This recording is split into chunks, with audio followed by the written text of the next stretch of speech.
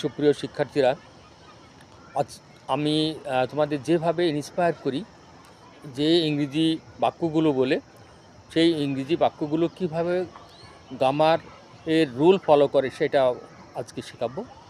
গ্রামারটা হলো যে স্টপ শব্দের সাথে আমি যদি অন্য কোনো ভার্ব ব্যবহার করি, সেই ভার্বগুলো V1-এর সাথে আইএনজি যোগ হবে। আমরা এক্সাম্পল দিচ্ছি যে never stop believing in your self, never stop changing your self, never stop dreaming your self.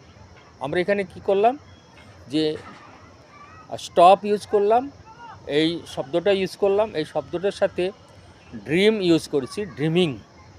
তারপরে আমরা আরেকটা করেছি বিলিভ থেকে বিলিভিং, এবং বিলিভের পরে একটা প্রিপোজিশন হয়